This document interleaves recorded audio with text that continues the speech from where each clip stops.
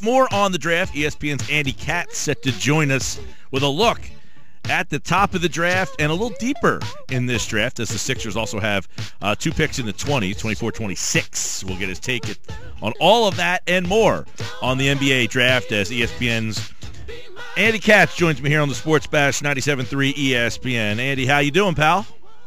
Good. How are you? Doing real well. I mean, here, after 3 horrible years, the Sixers finally got the first pick. So I guess we're anxiously anticipating Thursday night, in which who will have their name called first?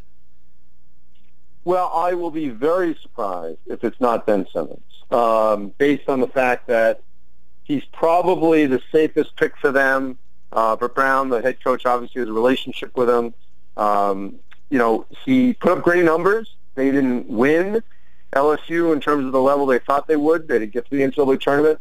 You can't really put all of that on Ben Simmons. So the fact that the Sixers have, so many other picks and options that they can do in the rest of the draft, and they have got expendable players potentially, I think they're going to be extremely active, and I think they go with Simmons first and then, try to make some moves. Andy, so you have no problem at all with him not working out? There's been so much made that he told the Sixers he will not work out. It sounds like he's telling everybody, not just the Sixers, but if you're Philadelphia, that doesn't bother you at all? No, because that's the new world that we live in. For example, Buddy Hield and Marcus Chris, they worked out in California and didn't go to teams. Teams had to come to them. And that's just what, their agent Rob Blake wanted to do, have everyone come to them rather than flying their guys all over the place, because these guys have been scouted a million times, and they did do interviews in Chicago. Now, Simmons did not. It's a little bit of a different thing there. He's been completely kept, sort of as a little bit of a mystery, although there really isn't one. So agents do this. They play this game every year, and we sort of all tend to act surprised a little bit, like, that suddenly that they're doing it again, and yet they've done it consistently, that they try to control the situation. And if it's the best player for that team, they're going to take him. Not going on a workout or an interview in that particular city is not going to ultimately sway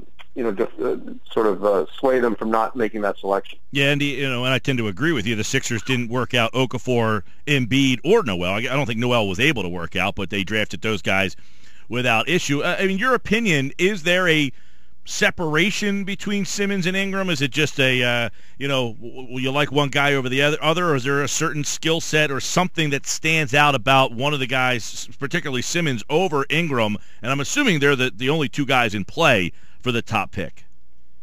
Yeah, even though John Calipari said that it could be Jamal Murray, I don't believe that. I don't think that he would go 1. Now, he could ultimately end up being the best player, potentially, 5 years from now, but I don't think Jamal Murray will go 1.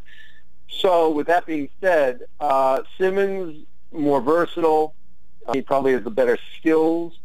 What I think really helps Ingram is a winner, and his team won. And I go back to, a couple of actual games that really stand out for me, which was I go back to the LSU-Oklahoma game where Ben Simmons did not take the last shot for LSU. That ended up being, I think it was Tim Quarterman for the Tigers, and sort of a discrepancy about who should take the last shot.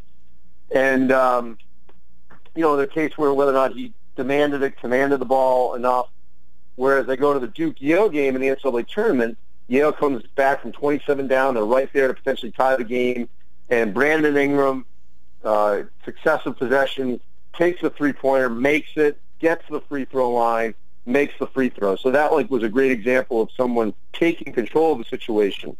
And that is a knock on Ben Simmons. We didn't see that enough at LSU, where he demanded the ball and really just sort of took over, whereas Ingram was more apt to do that. Andy Katz is with us. We're looking at the NBA draft. I saw Ingram yesterday. He kind of did the car wash on ESPN yesterday, and one thing that stood out, they asked him why he should be number 1, and he said, I'm of high character, player, and I'm a very high competitive guy. I'm a winner. You don't hear guys say that very often. Usually, well, I can shoot, I can do this, and he was really going to, I'm a character guy, I'm a competitive player. Would that be a big concern in the Simmons pick? I mean, that he didn't make the tournament, they didn't go to the NIT. I don't know that he's ever really answered that question. Kind of what you're saying here, that there are some knocks on Simmons. Are they enough to make you shy away if you're the team with the number one pick, that you heard Ingram talk and say, you know what, he interviewed, he's saying the right things, I'm kind of intrigued enough to say I'm going to go that way? Yeah, and that might be the case.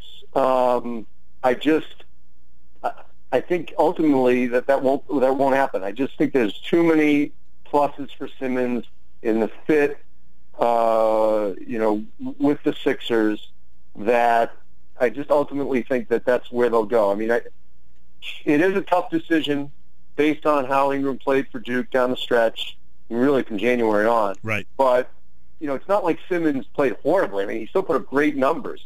We're sort of picking little things about whether or not he was as good a leader, was he as dominant, when he doesn't necessarily need to do that next year in the NBA.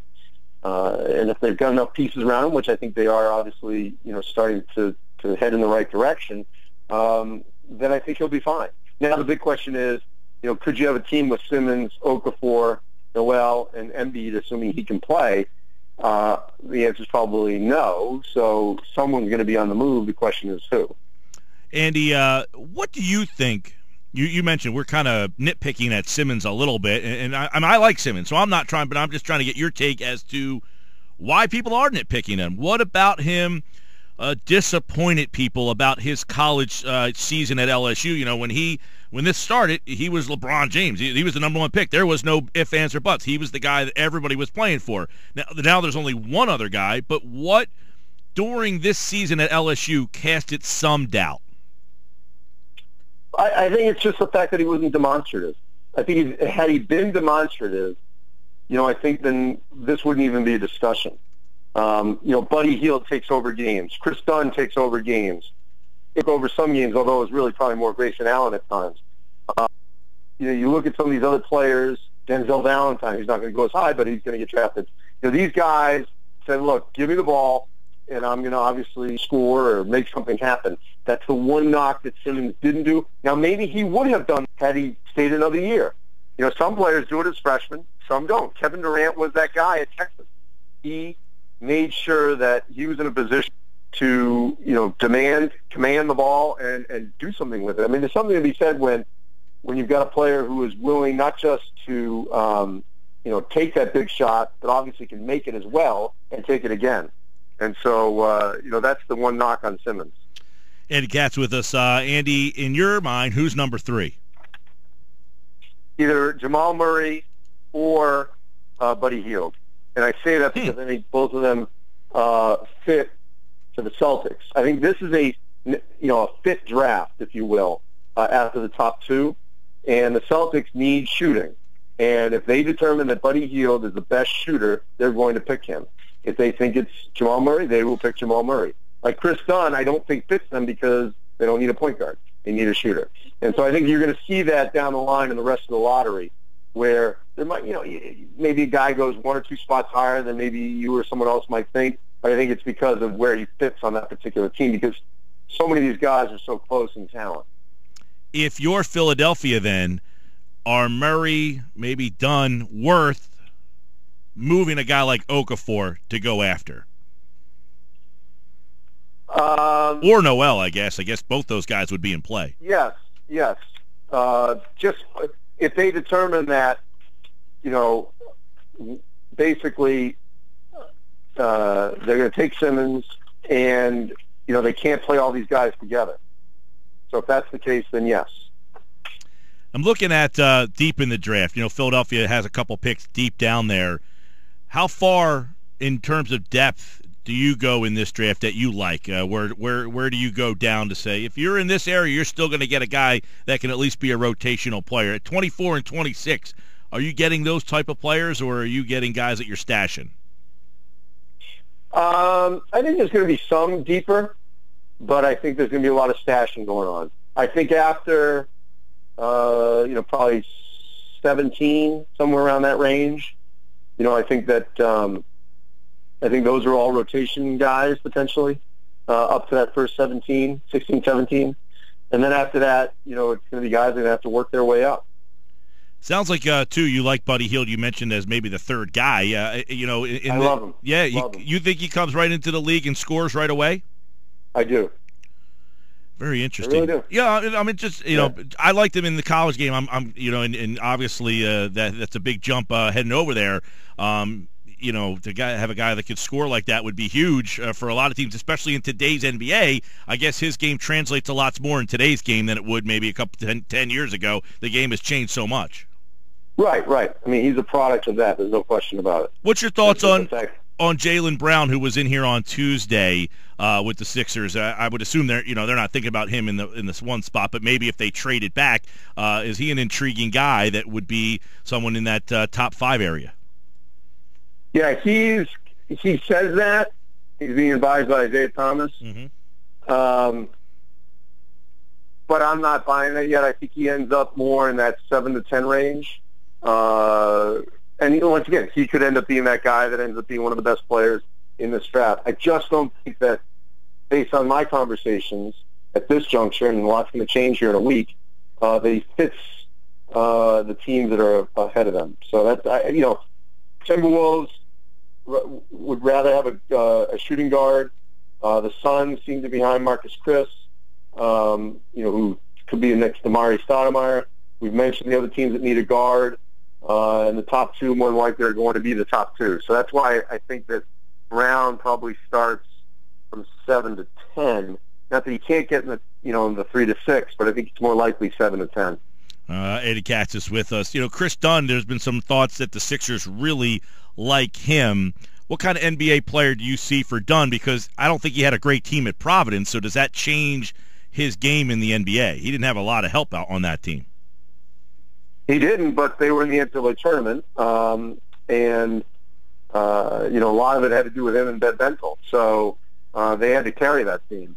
And he's a phenomenal, experienced point guard, really sees the floor very well, been through a lot personally, injuries. So, he will value every minute that he's in the NBA. He's not going to he clearly is not someone who's been entitled, and he will be someone who will really cherish every moment and try to make the most of it. And I think that kind of drive is something that especially a team that's rebuilding could use.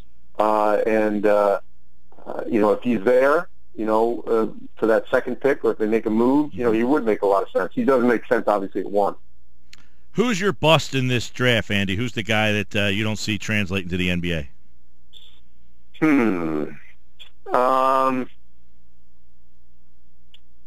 I may have to take a pass on that and think about that one a little bit more. Yeah, I mean, because once again, because I don't think there's a bust, in the top 15. So then if you say, oh, this guy shouldn't have gone 20, right? There's like probably 20 guys that could go 20 to 30. Well, how much? Really, from 20 to 40, you really could put them in almost in any order, and no one would be too shocked. So, 2 years, 3 years from now, and some say, oh, I can't believe that guy got, went 20 and he's out of the league. Yet the guy who went 40 is doing well. Like, that could definitely happen with this group of guys. Well, and how much, in your opinion, has the draft changed in terms of people draft for what your ceiling is, not who can almost help me right now? And then you see a guy like Draymond Green, who's a senior or an upperclassman. You don't ever see that go in the second round. It's almost like guys just wait to the second round to find those type of 4-year players, 3-year players, and in the first round they're more willing to take these wild swings. It seems like the concept of the draft has changed a lot really since the high school kids were allowed in, and then they've kind of been shut out, but still that the mentality stays the same, that you're looking for ceiling more so than a guy who can help you today. Well, I still think it depends on the team. I mean, the Celtics now are a team that, made the playoffs, clearly could have advanced further had they maybe been fully healthy, and we're on the rise, and so they're fortunate to be in that third spot. They're looking for guys who can help them right away, and there is someone that can, whether it's one of these guys, one of these shooting guards. I think some of these other teams, aren't going to be helped by the draft. 6 teams don't even have a pick, so it still is. It's not an exact science. I don't think there's a full-on trend going on yet in terms of whether or not the draft can help or hurt you. And I think it's cyclical. Like next year's draft, there's a great freshman class coming in, and everyone seems to think that next year's group of guys are going to be much more of an impact, a collection of players. Yet if Buddy Hield's game translates, and Dunn and Jakob Poeltl and Denzel Valentine, all these older players, they're going to come in, be an experienced group that aren't going to get rattled and potentially could contribute, within that rotation. Andy Katz with us. If you're Boston, do you get out of 3? Obviously, I'm not a GM, but I would think you could move your other picks. So I like they got 16 and all those second-round picks. Yeah. I would try to make I would think maybe you move 16 and some others, and maybe Marcus Smart to get Okafor. I'm just throwing this out as an example. Right. And then you keep 3. Do something where you can get a veteran big with your other picks and one of your guards, and then you take one of these shooting guards at 3, because one of those shooting guards is going to help them at 3. I believe that. Yeah. Unless they can get a great veteran shooting guard, but right now that doesn't seem to be the case through free agency, or through a trade. That could change in a week, but I think there's someone for them at 3 that will definitely help them next season. They have 8 picks, 5 second round, 3 first round. Any guy, upperclassman type, second round guy that could be that Green type that can come in second, and we say, man, Bembry got picked in the second round. Demetrius Jackson, second round.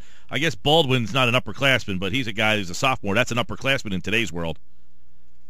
I think Bembry's a great example of that. He did really well in the combine. Had a great year for St. Joe's.